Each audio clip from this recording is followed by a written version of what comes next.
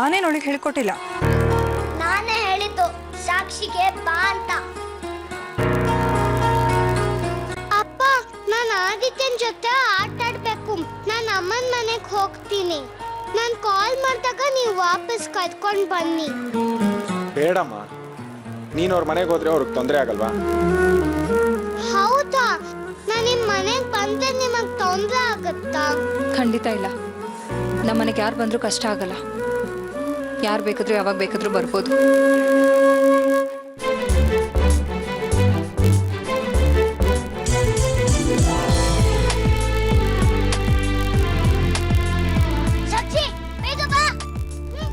ಸಾಕ್ಷಿ, ಸಾಕ್ಷಿ, ನನ್ನ ಮಾತು.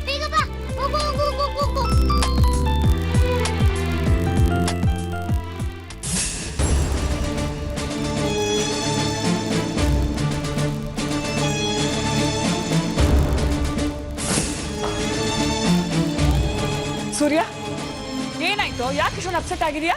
ಎಲ್ಲ ಹಾಳಾಗೋಯ್ತು. ಸಾಕ್ಷಿಯಲ್ಲಿ ಸಾಕ್ಷಿಗೇನಾಯ್ತು? ಅವಳಿಗೇನಮ್ಮ ಆಗುತ್ತೆ? ಅವಳಿಗೇನು ಆಗಿಲ್ಲ.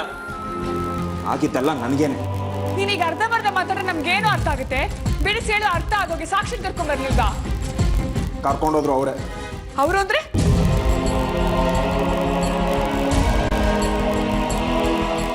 ಆರ್ತಿಯವರು. ಅಷ್ಟೇನಾ? ನಾನೇನಾಗೋಯ್ತು ಅನ್ಕೊಂಡೆ. ಅದಕ್ಕೆ ಯಾಕೆ ಇಷ್ಟು ಅಪ್ಸೆಟ್ ಆಗ್ತೀಯಾ? ಅಲ್ಲಿ ಸ್ಕೂಲಲ್ಲಿ ನನ್ಗೆ ಎಷ್ಟು ಅವಮಾನ ಆಯ್ತು ಅಂತ ನಿಮ್ಗೆ ಗೊತ್ತಾ? ಮಗಳನ್ನ ತಾಯಿ ಕರ್ಕೊಂಡೋದ್ರೆ ನಿನ್ಗೆ ಯಾಕೆ ಅವಮಾನ? ಬರೀ ಸಾಕ್ಷಿನ ಕರ್ಕೊಂಡು ಹೋಗಿದ್ರೆ ನಾನು ಇಷ್ಟೊಂದು ಟೆನ್ಷನ್ ಮಾಡ್ಕೋತಿರ್ಲಿಲ್ಲಣ್ಣ. ನಾನು ಇನ್ನೂ ಅವ್ರನ್ನ ನನ್ನ ಹೆಂಡತಿ ಅಂತ ಭಾವಿಸ್ತಾ ಇದ್ದೀನಿ, ಆದ್ರೆ ಅವ್ರು ನನ್ನ ಶತ್ರು ಅಂತ ಅನ್ಕೊಂಡಿದ್ದಾರೆ. ನನ್ನನ್ನು ಎಷ್ಟು ಅವಮಾನ ಮಾಡೋದಕ್ಕೆ ಸಾಧ್ಯನೋ ಅಷ್ಟು ಅವಮಾನ ಮಾಡ್ತಿದ್ದಾರೆ. ಅವ್ರ ಮನ್ಸಲ್ಲಿ ಏನಿದೆಯೋ ಅದನ್ನ ಆದಿತ್ಯನ ಕೈಯಲ್ಲಿ ಹೇಳಿಸ್ತಿದ್ದಾರೆ. ಚಿಕ್ಕ ವಯಸ್ಸು ಅವನಿಗೆ ಎಷ್ಟು ದೊಡ್ಡ ಮಾತು ಮಾತಾಡ್ತಾನೆ ಗೊತ್ತಾ? ಆರ್ತಿ ಅವ್ರನ್ನ ಮನೆಯಿಂದ ಹೊರಗಡೆ ಹೋಗಿ ಅಂದಾಗ ಅವನು ತುಂಬಾ ಕೋಪ ಬಂತಂತೆ. ನಮ್ಮನ್ನೆಲ್ಲ ಹೊಡಿಬೇಕು ಅನ್ಸ್ತಂತೆ. ಚಿಕ್ಕವನಲ್ವಾ, ಆಗ್ಲಿಲ್ವಂತೆ. ಇದನ್ನು ಎಲ್ಲರೂ ಮುಂದೆ ಹೇಳ್ತಾನೆ ನನಗೆ. ಎಲ್ಲ ಅಮ್ಮನ್ ಟ್ಯುಟೋರಿಯಲ್ಸ್. ನಾನ್ ಹೇಳ್ಬೇಕು ಅಂದಿದ್ದೆಲ್ಲ ಮಗನಿಂದ ಹೇಳಿಸಿ ಚೆನ್ನಾಗಿ ಅವಮಾನ ಮಾಡಿಸಿದ್ದಾರೆ. ನೀನ್ ಸುಮ್ಮನೆ ಇರ್ತೀಯಾ? ಆರ್ತಿ ಸೂರ್ಯ ಬೇರೆ ಇರೋದ್ರೆ ನಿನ್ ತುಂಬಾ ಸಂತೋಷ. ಅಯ್ಯ, ಇದ್ದಂಗೆ ಹೇಳ್ತಾರೆ, ನೀವಾಗಿ ಇಕ್ಲಾ ಚೂಸ್ತಾರ. ನೀನ್ ಹೇಳು ಸೂರ್ಯ, ಆರ್ತಿ ಏನು ಹೇಳಿಲ್ವಾ? ಏನಂತಾರೆ? ಆದಿತ್ಯ ಹೀಗೆಲ್ಲ ಮಾತಾಡ್ತಾ ಇದ್ರೆ ನೋಡ್ಕೊಂಡು ಸುಮ್ಮನೆ ನಿಂತಿದ್ರು. ನೋಡಿ, ನಾನು ಹೇಳಿಲ್ವಾ? ಇಷ್ಟ ಆಗಿದ್ ಸಾಲ್ದು ಅಂತ ಸಾಕ್ಷಿನೂ ಅವ್ರ ಜೊತೆನೆ ಹೊರಟೋಗ್ಬಿಡಿ.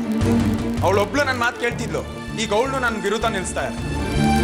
ಅವಳು ಯಾಕೋ ಹಾಗೆ ಮಾಡ್ತಾಳೆ? ಯಾಕಂದ್ರೆ ರಿವೆಂಜು. ಗಂಡ ಮನೆಯಿಂದ ಆಚೆ ಹಾಕಿ ಸಿಟ್ಟನ್ನ ಈ ರೀತಿ ತೀರಿಸ್ಕೋತಾ ಇದ್ದಾರೆ. ಬಾಬಾ ಅವ್ರ ಮನೆಗೆ ಹೋಗಿ ಬಾ ಅಂತ ಕರೆದಾಗ ಬೇರೆ ಮನೆ ಮಾಡಿದ್ರೆ ಮಾತ್ರ ಬರ್ತೀನಿ ಅಂತ ಅವ್ರು ಹೇಳಿದ್ರು. ಇವರು ಬೇರೆ ಮನೆ ಮಾಡಲ್ಲ ಅಂತ ಹೇಳಿದ್ರು. ಅದಕ್ಕೆ ಮಕ್ಕಳ ಮುಂದೆ ಇಟ್ಕೊಂಡು ಈ ರೀತಿ ಪ್ಲಾನ್ ಮಾಡ್ತಾ ಇದ್ದಾರೆ. ಸಾಕ್ಷಿ ಅವ್ರ ಹತ್ರನೇ ಇದ್ರೆ ಭಾವನ್ನ ಈಸಿಯಾಗಿ ಬೆಂಡ್ ಮಾಡಿ ಬೇರೆ ಮನೆ ಮಾಡಿಸ್ಬೋದು. ಇವತ್ತೆಲ್ಲ ನಾಳೆ ಇವರು ಅವ್ರ ದಾರಿಗೆ ಹೋಗೇ ಹೋಗ್ತಾರೆ. ಸಾಧ್ಯನೇ ಇಲ್ಲ. ಅವ್ರ ಪ್ಲಾನ್ ನಡೆಯೋದಕ್ಕೆ ನಾನು ಬಿಡೋದು ಇಲ್ಲ. ನಾನು ಯಾಕೆ ಒಪ್ಕೊಳ್ಳಿ? ನೋಡ್ತೀನಿ ಅದೆಷ್ಟು ದಿನ ಈ ಆಟ ಆಡ್ತಾರೋ ಅಂತ.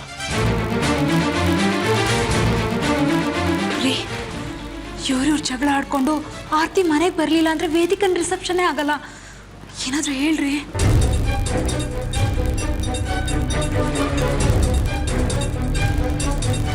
ಹೀಗಂದ್ರೆ ಹೇಗೋ ಸೂರ್ಯ? ಸಣ್ಣ ವಿಷಯಕ್ಕೆಲ್ಲ ಇಷ್ಟೊಂದು ಹಠ ಮಾಡ್ತಾ ಕೂತ್ರೆ ಸಂಸಾರ ಹೇಗೋ ನಡೆಯುತ್ತೆ? ಸೂರ್ಯ, ಆರ್ತಿ ಮನೆಗೆ ವಾಪಸ್ ಬಂದ್ಮೇಲೆ ಸಂತೋಷ್ಗೂ ವೇದಿಕಂಗೂ ರಿಸೆಪ್ಷನ್ ಅಂತ ಅತ್ತೆ ಹೇಳ್ತಿದ್ದಾರೆ. ರಿಸೆಪ್ಷನ್ ಮಾಡಲಿಲ್ಲ ಅಂದ್ರೆ ಆ ಸಂತೋಷ್ ವೇದಿಕಂಗೆ ಅದೇನೇನು ಹಿಂಸೆ ಕೊಡ್ತಾನೋ ಗೊತ್ತಿಲ್ಲ. ನೀವೇನು ಮಾಡ್ತೀರೋ ನಂಗೆ ಗೊತ್ತಿಲ್ಲ. ವೇದಿಕಾ ನೆಮ್ಮದಿಯಾಗಿ ಬಾಳೋದು ನಿಮ್ಮ ಕೈಯಲ್ಲಿದೆ. ಗಂಡ ಹೆಂಡತಿ ಜಗಳ ಮಾಡಿಕೊಂಡು ನನ್ನ ಮಗಳು ನರಕ ಅನುಭವಿಸೋದು ಮಾಡಬೇಡಿ ದಯವಿಟ್ಟು. ಸೂರ್ಯ, ಆರ್ತಿಗೆ ಮನೆಗೆ ಕರ್ಕೊಂಡು ಬನ್ನಿ.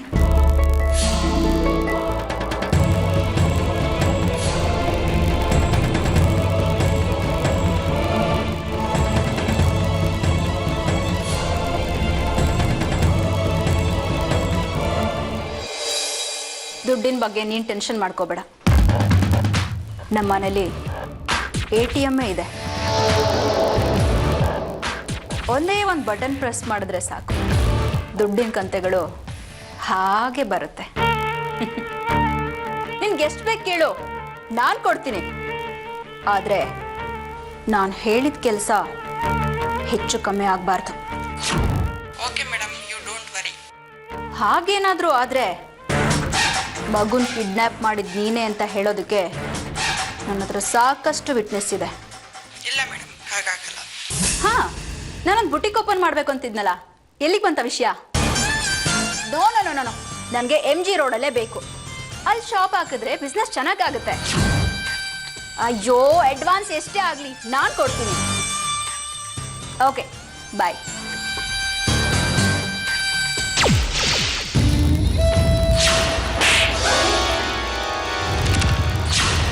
ಲೋ ಸೂರ್ಯ, ನನ್ನ ಕೆನ್ನಿಗೆ ಹೊಡೆದೆಯಲ್ಲ?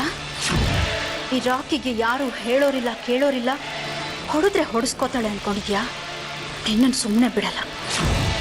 ನಿನ್ನ ಸಂಸಾರ ಹೊಡೆಯೋದಕ್ಕೆ ಸ್ವಲ್ಪ ಹುಳಿಯುಂಟೆ, ಈಗ ನಿನ್ನ ಬದುಕು ಹಾಳು ಮಾಡೋದಕ್ಕೆ ಫುಲ್ ಪಾಯ್ಸನ್ ಹಾಕ್ತೀನಿ. ನಿನ್ನ ಲೈಫ್ನ ಪೂರ್ತಿ ನಾಶ ಮಾಡದೆ ಬಿಡಲ್ಲ. ನಿನ್ನ ಮುಂದೆ ನಾನು ಮಹಾರಾಣಿ ಥರ ಬದುಕಿ ತೋರಿಸ್ತೀನಿ, ನೋಡ್ತಾ ಇರು. ಗುಬೆ ಬೈಲಿ. ನಮ್ಮ ಅಪ್ಪ ಅಮ್ಮ ಅಷ್ಟು ಒಳ್ಳೆ ಹೆಸರಿಟ್ಟಿದ್ದಾರೆ, ವೇದಿಕಾ ಅಂತ. ಅದ್ಯಾಕೆ ಕೆಟ್ಟದಾಗ ಕರಿತೀಯ? ಒಳ್ಳೆ ಹೆಸರಿಟ್ಬಿಟ್ರು ಸಾಕ? ಹೆಸರಿಟ್ರು ಬಿಟ್ರು ಅಷ್ಟೇ. ಇನ್ನೇನ್ ಮಾಡ್ಬೇಕಿತ್ತು?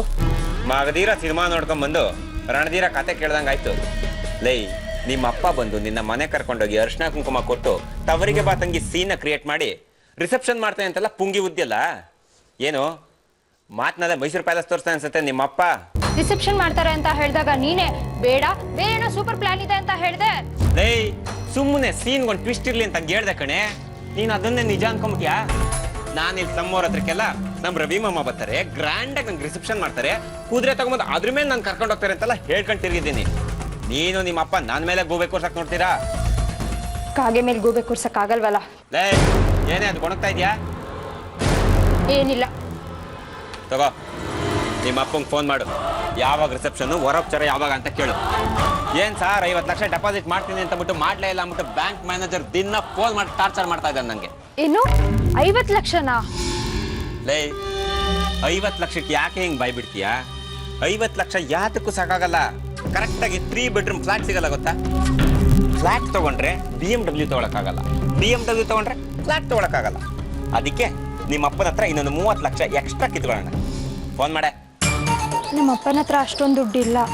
ಇಲ್ಲ ಅಂತಂದ್ರೆ ಎಲ್ಲರೂ ಅಡ್ಜಸ್ಟ್ ಮಾಡಿ ಕೊಡ್ತಾರೆ. ಮದುವೆ ಅಂತ ಮಾಡಿದಿದ್ರೆ 20-30 ಲಕ್ಷ ಖರ್ಚಾಗ್ತಿರ್ಲಿಲ್ವಾ? ಉಳ್ತಿಲ್ವಾ ಅದನ್ನ? ಕೇಳೆ ಫೋನ್ ಮಾಡಿ. ಮಾಡಲೇ.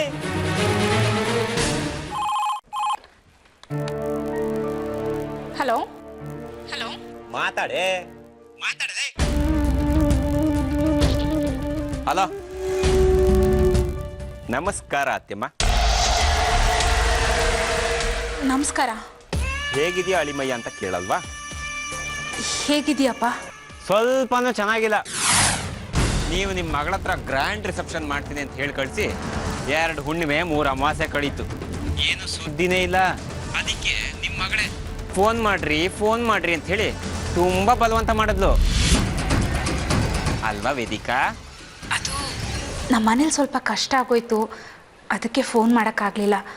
ಅದೇನಾಯ್ತು ಅಂದರೆ... ಕಷ್ಟ ಯಾರಿಗೆ ಬರಲ್ಲ ಅತ್ತೆ, ಕತ್ತೆಗೂ ಕಷ್ಟ ಬರುತ್ತೆ.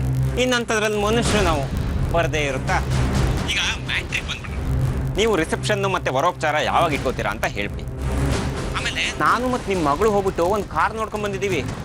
ನಿಮ್ಮ ಮಗಳಿಗೆ 35 ಲಕ್ಷದ ಕಾಸ್ಟ್ಲಿ ಕಾರೇ ಬೇಕಂತೆ ಅಲ್ವೇನೆ?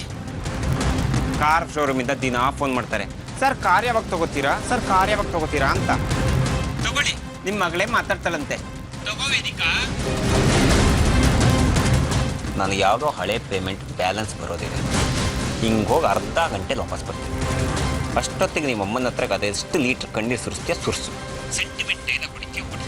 ವಾಪಸ್ ನಾನು ಬರೋ ಅಷ್ಟೊತ್ತಿಗೆ ಛತ್ರ ಬುಕ್ ಆಗಿರಬೇಕು. ಇಲ್ಲ ಅಂತಂದರೆ 5 ಲೀಟ್ರ್ ಸೀಮೆಣ್ಣೆ ಖಾಲಿ ಮಾಡ್ತೀನಿ. 5 ಲೀಟ್ರ್ ಸೀಮೆಣ್ಣೆ ಖಾಲಿ. ಹಾಂ, ಲೈನಲ್ಲಿದ್ದಾರೆ ಅಮ್ಮ, ಮಾತಾಡಮ್ಮ.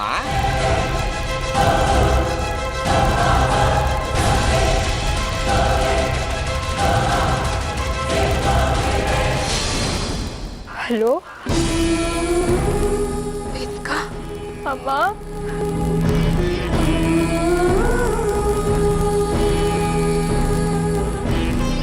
ವೇದಿಕಾ,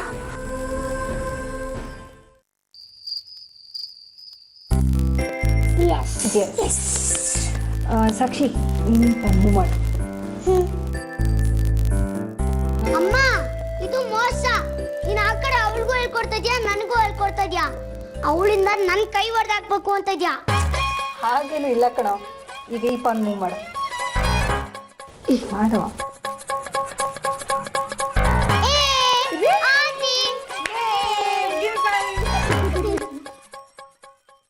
ಅದೇ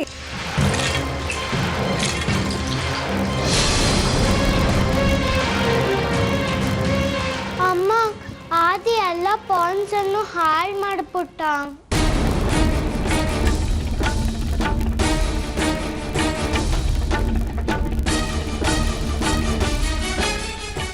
ಆದಿತ್ಯ, ಅವಳು ಕರೆಕ್ಟಾಗಿ ಆಟ ಆಡಿದ್ಲು ತಾನೆ, ಯಾಕೆ ಪಾನ್ಸನ್ನೆಲ್ಲ ಕೆಳಗೆ ಬೀಳಿಸ್ದೆ?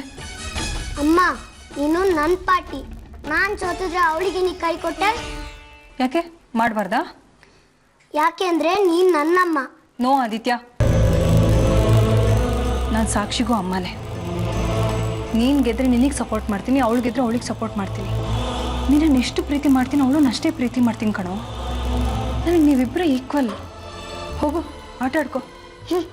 ನಾನು ಆಟ ಆಡಕ್ ಬರಲ್ಲ. ಅದೇ ಸಾಕ್ಷಿ ನಿನ್ ಜೊತೆ ಆಡ್ಬೇಕು ಅಂತ ಇಲ್ಲಿಗೆ ಬಂದಿದ್ದಾಳ ಪುಟ. ನೀನ್ ಈ ರೀತಿ ಕೋಪ ಮಾಡ್ಕೊಂಡ್ರೆ ಇನ್ಯಾವತ್ತೂ ಅವಳು ನಮ್ಮ ಮನೆಗೆ ಬರಲ್ಲ ನೋಡು. ಹೌದಲ್ವಾ? ಸರಿ ಆಟ ಆಡ್ತೀನಿ.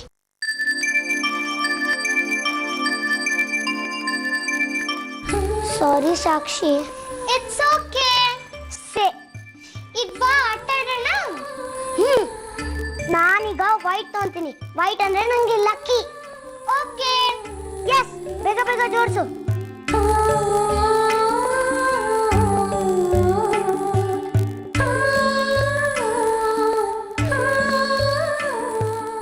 ಪರ್ಫೆಕ್ಟ್ ಫ್ಯಾಮಿಲಿ ಅಮ್ಮ ನಮ್ಮದು. ಜೊತೆಗೆ ಸೂರ್ಯ ಅವ್ರು ಇರಬೇಕಾಗಿತ್ತು, ಎಷ್ಟು ಚೆನ್ನಾಗಿರ್ತಾ ಇತ್ತು. ಈ ಮಕ್ಕಳು ಹೀಗೆ ಆಟ ಆಡ್ತಾ ಇರೋದು ನೋಡಿದ್ರೆ ನಾನು ಸೂರ್ಯವರು ಬೇರೆ ಆಗಿದ್ದೀವಿ ಅಂತ ಅನಿಸ್ತಾನೆ ಇಲ್ಲ. ಅವರು ಇಲ್ಲೇ ಎಲ್ಲ ಹೋಗಿದ್ದಾರೆ, ಇನ್ನು ಸ್ವಲ್ಪ ಹೊತ್ತಲ್ಲಿ ಮನೆ ಬಂದ್ಬಿಡ್ತಾರೆ. ಜೊತೆಗೆ ನಾವೆಲ್ಲರೂ ಸಂತೋಷವಾಗಿ ನಗ್ನಗ್ತಾ ಊಟ ಮಾಡ್ಬೋದು ಅಂತ ಅನಿಸ್ತಾ ಇದೆ. ಅದಕ್ಕೆ ಕಡೆ ನಾನು ಹೇಳಿದ್ದು, ನೀವು ಬೇರೆ ಮನೆ ಮಾಡಿದ್ರೆ ಇದೇ ತರ ಇರ್ಬೋದು ಅಂತ.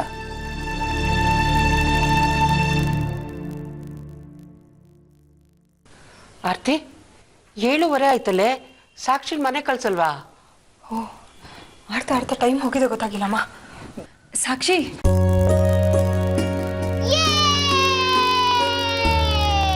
ಪುಟ್ಟ ಈಗಾಗಲೇ ಲೇಟ್ ಆಗಿದೆ ಕಣೋ, ಅಪ್ಪನಿಗೊಂದು ಫೋನ್ ಮಾಡು. ಇಲ್ಲ, ನಾನು ಇಲ್ಲೇ ಇರ್ತೀನಿ. ಸಾಕ್ಷಿ, ಅಪ್ಪನಿಗೆ ಫೋನ್ ಮಾಡ್ತೀನಿ ಅಂತ ಹೇಳಿದ್ಯಲ್ವಾ ಪುಟ್ಟ ಸಂಜೆ, ತಗೋ ಫೋನ್ ಮಾಡಮ್ಮ. ಅವಾಗ ಹೇಳಿದ್ದೆ, ಅದೇ ಇವಾಗ ಅಲ್ವಲ್ಲ.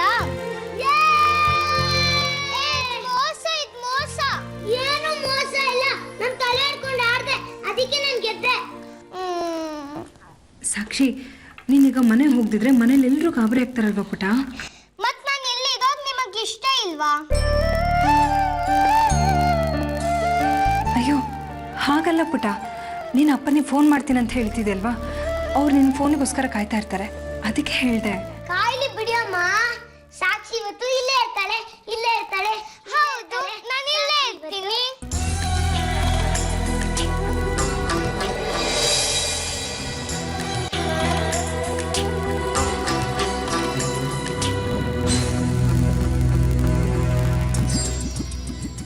ಏನಾಯ್ತು ಸೂರ್ಯ, ಆಗ್ಲಿಂದ ನೋಡ್ತಾ ಇದ್ದೀನಿ, ಇಷ್ಟೊಂದು ಚಟ್ಪಡಿಸ್ತಾ ಇದೆಯಾ? 7 ಗಂಟೆ ಮೇಲೆ ಸಾಕ್ಷಿ ಫೋನ್ ಮಾಡ್ತೀನಿ, ಬಂದು ಕರ್ಕೊಂಡು ಹೋಗು ಅಂತ ಹೇಳಿದ್ರು, ಅದಕ್ಕೆ ಕಾಯ್ತಾ ಇದ್ದೀನಿ. 8 ಗಂಟೆ ಆಗ್ತಾ ಬಂತು, ಇನ್ನೂ ಫೋನ್ ಮಾಡಲಿಲ್ವಾ? ಹೇಳದ್ನಲ್ಲಮ್ಮ, ಅದಕ್ಕೆ ಕಾಯ್ತಾ ಇದ್ದೀನಿ ಅಂತ. ಸಾಕ್ಷಿನೇ ಫೋನ್ ಮಾಡ್ಲಿ ಅಂತ ಯಾಕೆ ಕಾಯ್ತಾ ಇದೆಯಾ? ಅಲ್ಲಿ ಆದಿತ್ಯನ ಜೊತೆ ಆರ್ಯನ್ ಜೊತೆ ಆಟ ಆಡ್ತಾ ಫೋನ್ ಮಾಡೋದು ಮರ್ತೋಗಿರ್ಬೋದು, ನೀನೇ ಫೋನ್ ಮಾಡ್ಬಿಟ್ಟು ಹೊರಡು. ನಾನು ಆ ಮನೆಗೆ ಫೋನ್ ಮಾಡಲ್ಲ. ನೀನು ಮಾಡದೇ ಇದ್ರೆ ಅವಳು ಬರ್ದೇ ಇರ್ಬೋದು. ಯಾಕೆ ಬರಲ್ಲ? ಆರ್ತಿ ಅವರೇ ಕರ್ಕೊಂಡ್ ಬಂದ್ಬಿಡ್ತಾರೆ. ಆರ್ತಿ ಸಾಕ್ಷಿನ ಇಲ್ಲಿ ಕರ್ಕೊಂಬಂದ್ಬಿಡೋದು ಡೌಟ್ ಕಣೋ. ಯಾಕಮ್ಮ ಡೌಟು? ಅವತ್ತು ಆರ್ಯನ್ನ ನಾನೇ ವಾಪಸ್ ಕರ್ಕೊಂಡು ಹೋಗಿ ಬಿಡಬೇಕು ಅಂತ ಹಠ ಮಾಡಿದ್ರು, ನಾನು ಹೋಗಿ ಬಿಟ್ಟಿರ್ಲಿಲ್ವಾ? ಈಗಲೂ ಹಾಗೇನೆ, ಆರ್ತಿ ಅವರೇ ಕರ್ಕೊಂಡ್ ಬಂದ್ಬಿಡ್ತಾರೆ. ಬಿಡ್ಲೇಬೇಕು. ನಿನ್ಗಿನ್ನೂ ಚಿಕ್ಕ ಮಕ್ಕಳ ಬಗ್ಗೆ ತಿಳುವಳಿಕೆ ಸಾಲದು ಸೂರ್ಯ. ಆರ್ಯ ಇನ್ನು ಚಿಕ್ಕ ಮಗು. ಅವನನ್ನು ಕರ್ಕೊಂಬಂದ್ರೆ ಸ್ವಲ್ಪ ಹೊತ್ತಿಗೆ ಅಮ್ಮ ಬೇಕು ಅಂತ ಅಳ್ತಾನೆ ಅಂತ ಆರ್ತಿಗೆ ಚೆನ್ನಾಗಿ ಗೊತ್ತಿತ್ತು. ಅದಕ್ಕೆ ಅವಳು ಸುಮ್ಮನೆ ಇದ್ಲು. ನೀನು ಆರ್ಯನ ನೋಡ್ಕೊಳಕ್ಕಾಗದೆ ವಾಪಸ್ ಕರ್ಕೊಂಡೋಗಿ ಬಿಡ್ಲೇಬೇಕಾಯ್ತು. ಸಾಕ್ಷಿ ಆರ್ಯನ್ ತರ ಗಲಾಟೆ ಮಾಡಲ್ಲ. ಅವಳಿಗೆ ಜೊತೆಲಿ ಆಟ ಆಡಕ್ಕೆ ಆರ್ಯ ಮತ್ತೆ ಆದಿತ್ಯ ಇಬ್ರು ಇದ್ದಾರೆ. ಹಾಗಾಗಿ ಅವಳಿಗೆ ಇಲ್ಲಿಗಿಂತ ಅಲ್ಲಿರಕ್ಕೆ ಹೆಚ್ಚು ಇಷ್ಟ ಆಗತ್ತೆ. ನೀನಾಗೆ ಹೋಗಿ ಅಲ್ಲಿ ಕರ್ಕೊಂಬರ್ದೇ ಇದ್ರೆ ಅವಳು ಬರೋದೇ ಇಲ್ಲ. ಯೋಚನೆ ಮಾಡು.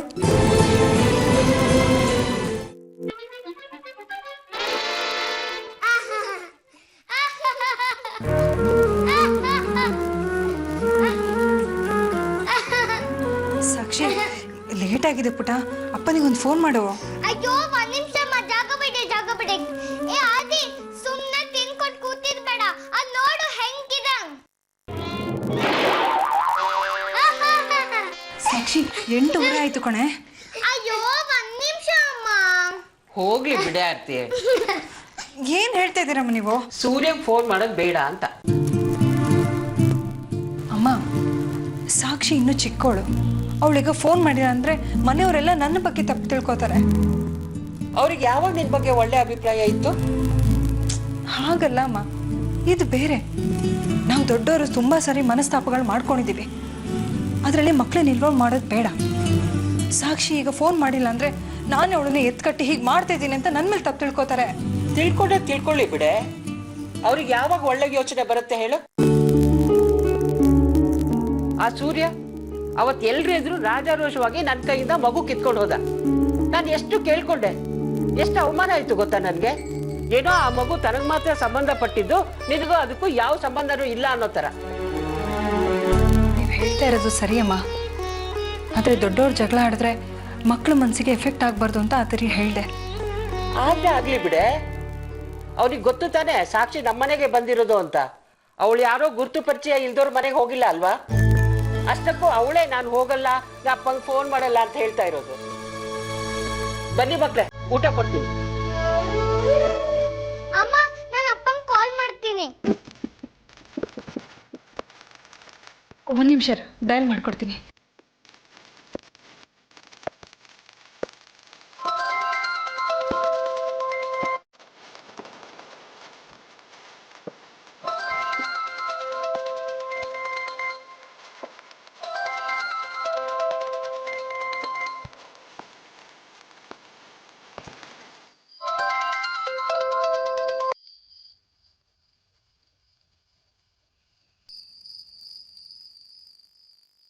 ಹಲೋ.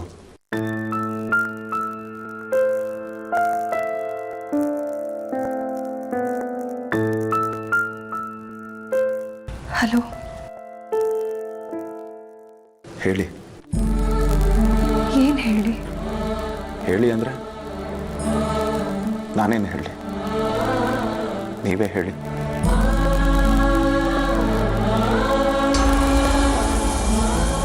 ಅಮ್ಮ, ಸಾಕ್ಷಿ ಸೂರ್ಯ ಅವ್ರ ಜೊತೆ ಮಾತಾಡ್ಬೇಕು ಅಂತ ಹೇಳಿದ್ದು.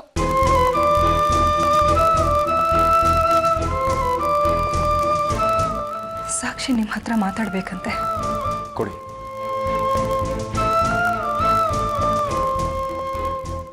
ಹಾಯ್ ಅಪ್ಪ. ಹಲೋ ಸಾಕ್ಷಿ ಪುಟ್ಟ, ಏನಮ್ಮ ಇಷ್ಟೊತ್ತು ಲೇಟ್ ಮಾಡ್ಬಿಟ್ಟೆ? ಡ್ಯಾಡಿ ನಿಮ್ಮ ಫೋನ್ಗೋಸ್ಕರ ಎಷ್ಟೊತ್ತು ಕಾಯ್ತಿದ್ದ ಗೊತ್ತಾ? ಸರಿ, ಇನ್ 20 ಮಿನಿಟ್ಸ್ ನಾನು ಇರ್ತೀನಿ. ನೀನು ಗೇಟ್ ಹತ್ರ ರೆಡಿ ಆಗಿದ್ಬಿಡು, ಸರಿನಾ? ಅಪ್ಪ, ನೀವೀಗ ಬರೋದ್ ಬೇಡ, ಬೆಳಗ್ಗೆ ಬನ್ನಿ. ಬೆಳಿಗ್ಗೆನಾ? ಯಾಕೆ? ಇವತ್ತು ನಾನು ಇಲ್ಲೇ ಇರ್ತೀನಿ. ಅಲ್ಲೇ ಇರ್ತೀಯಾ? ಯಾಕೆ? ಸಾಕ್ಷಿ, ಹಾಗೆಲ್ಲ ಅಲ್ಲಿರ್ಬಾರ್ದು. ನಮ್ಮ ಮನೇಲಿ ನಾವಿರ್ಬೇಕು. ಸುಮ್ಮನೆ ಅವ್ರಿಗೆ ತೊಂದರೆ ಆಗುತ್ತೆ ಅಲ್ವಾ? ಏನು ತೊಂದರೆ ಆಗಲ್ಲ. ನೀವು ಬೆಳಗ್ಗೆ ಬಂದಾಗ ಯೂನಿಫಾರ್ಮ್ ತನ್ನಿ. ಆತೆ ಅಮ್ಮ ಹೇಳಿದ್ರು ಇಲ್ಲೇ ಇರು ಅಂತ.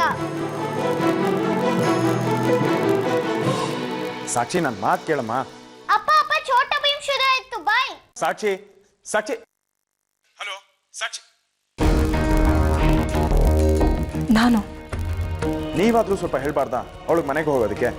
ಅವಳು ಇಲ್ಲೇ ಇರೋದಕ್ಕೆ ತುಂಬ ಆಸೆ ಪಡ್ತಾ ಇದ್ದಾಳೆ. ಇರಲಿ ಬಿಡಿ, ನನ್ನ ಜೊತೆ ಬಂದು ಇರ್ತೀನಿ ಅಂತ ಹೇಳೋರಿಗೆ ನಾನು ಬೇಡ ಅನ್ನಲ್ಲ.